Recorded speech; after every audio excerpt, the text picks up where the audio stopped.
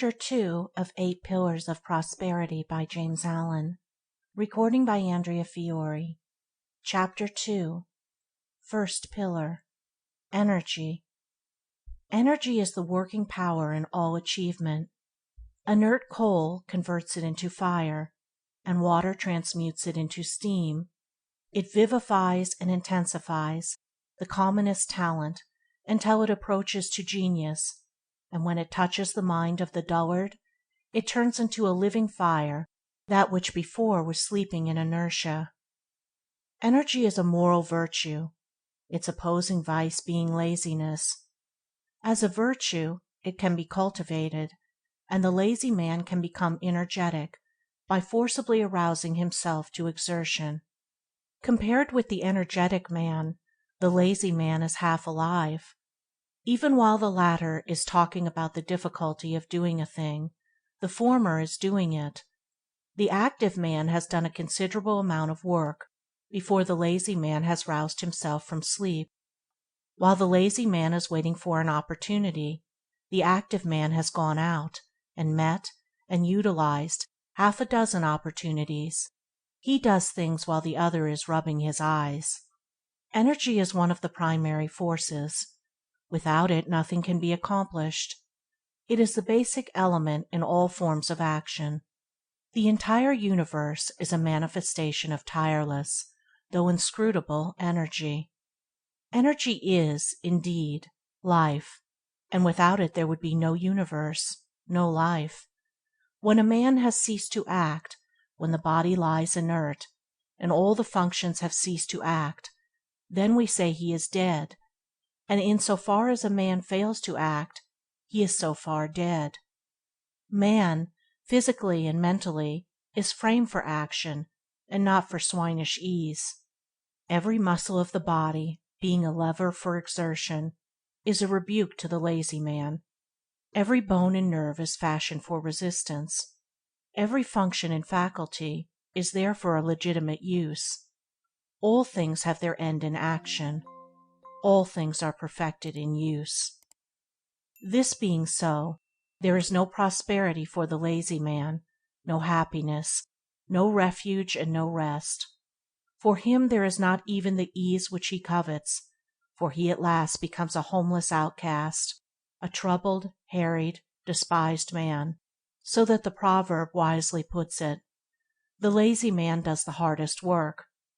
In that avoiding the systematic labor of skill, he brings upon himself the hardest lot. Yet energy misapplied is better than no energy at all. This is powerfully put by St. John in the words, "I would have you either hot or cold. If you are lukewarm, I will spew you out of my mouth." The extremes of heat and cold here symbolize the transforming agency of energy, in its good and bad aspects. The lukewarm stage is colorless, lifeless, useless. It can scarcely be said to have either virtue or vice, and is merely barren, empty, fruitless. The man who applies his abounding energy to bad ends has, at the very power with which he strives to acquire his selfish ends, will bring upon him such difficulties, pains, and sorrows that will compel him to learn by experience, and so at last to refashion his base of action. At the right moment he will turn round and cut new and proper channels for the outflow of his power, and he will then be just as strong and good as he was formerly in evil. The truth is beautifully crystallized in the old proverb, "The greater the sinner, the greater the saint." Energy is power, and without it there will be no accomplishment. There will not even be virtue, for virtue does not consist of not doing evil, but also, primarily, of doing good. There are those who try, yet fail through insufficient energy. Their efforts are too feeble to produce positive results. Such are not vicious, and because they never do any deliberate harm, are usually spoken of as good men that fail. But to lack the initiative to do harm is not to be good, it is only to be weak and powerless. He who is truly a good man, having the power to do evil, yet chooses to direct his energies in ways that are good. Without a considerable degree of energy, therefore, there will be no moral power. What good there is will be latent and sleeping. There will be no going forth of good, just as there can be no mechanical motion without the motive power. Energy is the informing power in all doing in every department of life, whether it be along material or spiritual lines. The call to action, which comes not only from the soldier, but from the lips or pen of every teacher in every grade of thought, is a call to men to rouse their sleeping energy, and to do vigorously the task in hand. Even the men of contemplation and meditation never cease to rouse their disciples to exertion in meditative thought. Energy is alike needed in all spheres of life, and not only are the rules of the soldier, the engineer, and the merchant rules of action, but nearly all precepts of the saviors, sages, and saints are precepts of doing. The advice of one of the great teachers to his disciples, "Keep wide awake," tersely expresses the necessity for tireless energy if one's purpose is to be accomplished, and is equally good advice to the salesman as to the saint. Eternal vigilance is the price of liberty, and liberty is the reaching of one's fixed end. It was the same teacher that said, "If anything is to be done, let a man do it at once, let him attack it vigorously." The wisdom of this advice is seen when it is remembered that action is creative, that increase and development follow upon legitimate use. To get more energy, we must use to the full that which we already possess. Only to him that is given, only to him that puts his hand vigorously to some task, does power and freedom come. But energy, to be productive, must not only be directed towards good ends, it must be carefully controlled and conserved. The conservation of energy is a modern term expressive of that principle in nature by which no energy is wasted or lost, and the man whose energies are to be fruitful in results must work intelligently upon this principle. Noise and hurry are so much energy running to waste. More haste, less speed. The maximum of noise usually accompanies the minimum of accomplishment. With much talk there is little doing. Working steam is not heard. It is the escaping steam which makes a great noise. It is the concentrated powder which drives the bullet to its mark. In so far as a man intensifies his energies by conserving them and concentrating them upon the accomplishment of his purpose, just so far does he gain quietness and silence, in repose and calmness. It is a great delusion that noise means power. There is no great baby than the blustering boaster. He is but an infant mentally, and having no strength to do anything, and no work to show, he tries to make up for it by loudly proclaiming what he has done, or could do. Still waters run deep, and the great universal forces are inaudible. Where calmness is, there is the greatest power. Calmness is the sure indication of a strong, well-trained, patiently disciplined mind. The calm man knows his business, be sure of it. His words are few, but they tell. His schemes are well planned, and they work true, like a well-balanced machine. He sees a long way ahead, and makes straight for his object. The enemy, difficulty, he converts into a friend, and makes profitable use of him, for he has studied well how to agree with his adversary while he is in the way with him. Like a wise general, he has anticipated all emergencies. Indeed, he is the man who is prepared beforehand. In his meditations, in the counsels of his judgment, he has conferred with causes, and has caught the bent of all contingencies. He is never taken by surprise, is never in a hurry, is safe in the keeping of his own steadfastness, and is sure of his ground. You may think you have got him, only to find, the next moment, that you have tripped in your haste, and that he has got you, or rather that you, wanting calmness, have hurried yourself into the dilemma which you have prepared for him. Your impulse cannot do battle with his deliberation, but is foiled by the first attack. Your uncurbed energy cannot turn aside the wisely directed steam of his concentrated power. He is armed at all points. By a mental jiu-jitsu acquired through self-discipline, he meets opposition in such a way that it destroys itself.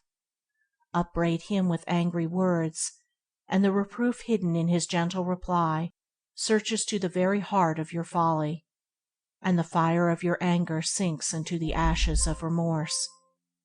Approach him with a vulgar familiarity, and his look at once will fill you with shame, and brings you back to your senses. As he is prepared for all events, so is he ready for all men, though no men are ready for him. All weaknesses are betrayed in his presence, and he commands by an inherent force which calmness has rendered habitual and unconscious. Calmness, as distinguished from the dead placidity of languor, is the acme of concentrated energy.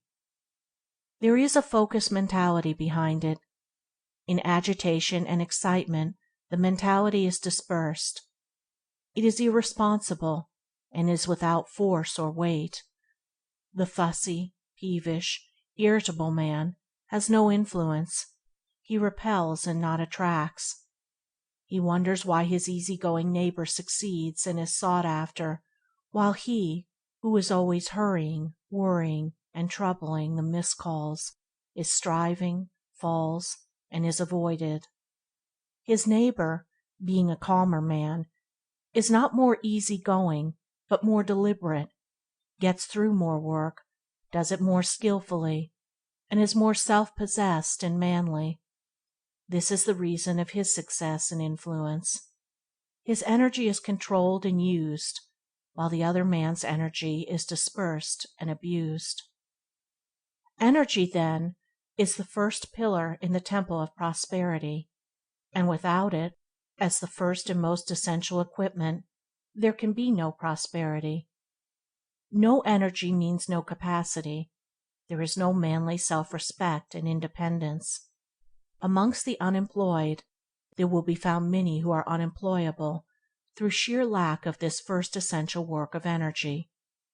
The man that stands many hours a day at a street corner with his hands in his pockets and a pipe in his mouth, waiting for someone to treat him to a glass of beer, is little likely to find employment, or to accept it should it come to him. Physically flabby and mentally inert, he is every day becoming more some, is making himself more unfit to work, and therefore unfit to live. The energetic man may pass through temporary periods of unemployment and suffering, but it is impossible for him to become one of the permanently unemployed. He will either find work or make it, for inertia is painful to him, and work is a delight, and he who delights in work will not long remain unemployed.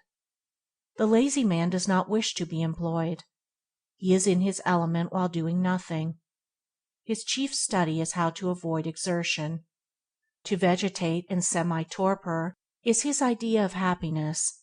He is unfit and unemployable. Even the extreme socialist, who places all unemployment at the door of the rich, would discharge a lazy, neglectful, and unprofitable servant, and so add one more to the arm of the unemployed, for laziness is one of the lowest vices repulsive to all active, right-minded men. But energy is a composite power. It does not stand alone. Involved in it are qualities which go into the making of vigorous character and the production of prosperity. Mainly, these qualities are contained in the four following characteristics: 1. Promptitude. 2. Vigilance. 3. Industry. 4. Earnestness. The pillar of energy is therefore a concrete mass, composed of these four tenacious elements. They are thorough, enduring, and are calculated to withstand the wildest weather of adversity. They are all make for life, power, capacity, and progress. Promptitude is valuable possession. It begets reliability. People who are alert, prompt, and punctual are relied upon. They can be trusted to do their duty, and to do it vigorously and well. Masters who are prompt are a tonic to their employees, and a whip to those who are inclined to shirk. They are a means of wholesome discipline to those who would not otherwise discipline themselves. Thus, while aiding their own usefulness and success, they contribute to the usefulness and success of others. The perfunctory worker, who is ever procrastinating and is always behind time, becomes a nuisance, if not to himself, to others, and his services come to be regarded as of little economic value. Deliberation and dispatch, handmaids of promptitude, are valuable aids in the achievement of prosperity. In ordinary business channels, alacrity is a saving power, and promptness spells profit. It is doubtful whether a confirmed procrastinator ever succeeded in business. I have not yet met one such, though I have known many who have failed. Vigilance is the guard of all the faculties and powers of the mind. It is the detective that prevents the entrance of any violent and destructive element. It is the close companion and protector of all success, liberty, and wisdom. Without this watchful attitude of mind, a man is a fool, and there is no prosperity for a fool. The fool allows his mind to be ransacked and robbed of its gravity, serenity, and judgment by mean thoughts and violent passions as they come along to molest him. He is ever on his guard, but leaves open the doors of his mind to every nefarious intruder. He is so weak and unsteady as to be swept off his balance by every gust of impulse that overtakes him. He is an example to others of what they should not be. He is always a failure, for the fool is an offense to all men, and there is no society that can receive him with respect. As wisdom is the acme of strength, so folly is the other extreme of weakness. The lack of vigilance is shown in thoughtlessness, and in general looseness in the common details of life. Thoughtlessness is built another name for folly.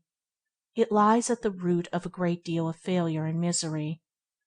No one who aims at any kind of usefulness and prosperity, for usefulness in the body politic and prosperity to oneself cannot be served, can afford to be asleep with regard to his actions, and the effect of those actions on others and reactively on himself. He must, at the outset of his career, wake up to a sense of his personal responsibility. He must know that wherever he is, in the home, the counting-house, the pulpit, the store, in the school-room or behind the counter, in company or alone, at work or at play, his conduct will materially affect his career for good or bad, for there is a subtle influence in behavior which leaves its impression on every man, woman, and child that it touches, and that impress is the determining factor in the attitude of persons toward one another. It is for that reason that the cultivation of good manners plays such an important part in all coherent society. If you carry about with you a disturbing or disagreeable mental defect, it needs not to be named and known to work its poison upon your affairs. Its corrosive influence will eat into all of your efforts and disfigure your happiness and prosperity, as powerful acid eats into and disfigures the finest steel. On the other hand, if you carry about an assuring and harmonious mental excellence, those about you will understand it and be influenced by it. They will be drawn towards you in good will, often without knowing why, and that good quality will be the most powerful sport in all your affairs, bringing you friends and opportunities, and greatly aiding in the success of all your enterprises. It will even right your minor incapacities, covering a multitude of faults. Thus we receive at the hands of the world according to the measure of our giving: for bad, bad; for good, good; for defective conduct, indifferent influence and imperfect success; for superior conduct, lasting power and consummate achievement. We act and the world responds. When the foolish man fails he blames others, and sees no error in himself, but the wise man watches and corrects himself, and so is assured of success. The man whose mind is vigilant and alert has thereby a valuable equipment in the achievement of his aims, and if he be fully alive and wide awake on all occasions, to all opportunities, and against all marring defects of character, what event, what circumstance, what enemy shall overtake him and find him unprepared? What shall prevent him from achieving the legitimate end at which he aims? Industry brings cheerfulness and plenty. Vigorously industrious people are the happiest members of the community. They are not always the richest, if by riches is meant a superfluity of money, but they are always the most light-hearted and joyful, and the most satisfied with what they do have, and therefore are richer, if by richer we mean more abundantly blessed. Active people have no time for moping and brooding, or for dwelling selfishly upon their ailments and troubles. Things most used are kept the brightest, and people most employed best retain their brightness and buoyancy of spirit. Things unused tarnish quickest, and the time killer is attacked with ennui and morbid fancies. To talk of having to kill time is almost like a confession of imbecility, for who, in the short life at his disposal, and in a world so flooded with resources of knowledge, with sound heads and good hearts, can fill up every moment of every day usefully and happily?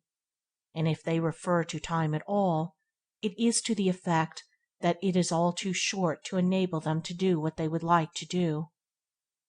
Industry, too, promoted health and well-being. The active man goes to bed tired every night.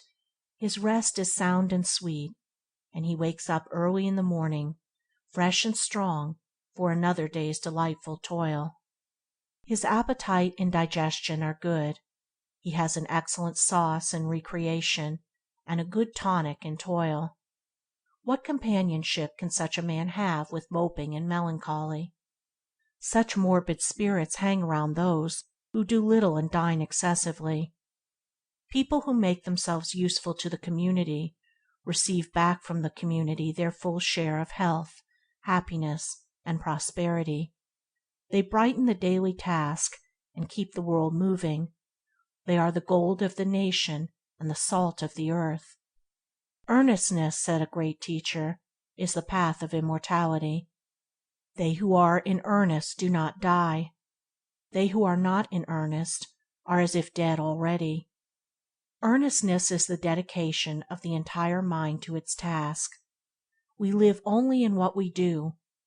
Earnest people are dissatisfied with anything short of the highest excellence in whatever they do, and they always reach that excellence. There are so many that are careless and half-hearted, so satisfied with a poor performance, that the earnest ones shine apart, as it were, in their excellence. There are always plenty of vacancies in the ranks of usefulness and service for earnest people. There never was and never will be a deeply earnest man or woman who did not fill successfully some suitable sphere. Such people are scrupulous, conscientious, and painstaking, and cannot rest in ease until the very best is done, and the whole world is always on the lookout to reward the best. It stands ready to pay the full price, whether in fame, money, friends, influence, happiness, scope, or life, for that which is of surpassing excellence, whether it be in things material, intellectual, or spiritual. Whatever you are, whether shopkeeper or saintly teacher, You can safely give the very best to the world without any doubt or misgiving. If the indelible impress of your earnestness be on your goods in the one case, or on your words in the other, your business will flourish, or your precepts will live. Earnest people make rapid progress both in their work and their character. It is thus that they live, and do not die, for stagnation only is death, and where there is incessant progress and ever ascending excellence, stagnation and health are swallowed up in activity and life. Thus is the making and masonry of the first pillar explained. He who builds it well and sets it firm and straight will have a powerful and enduring support in the business of his life. End of chapter 2. Recording by Andrea Fiore.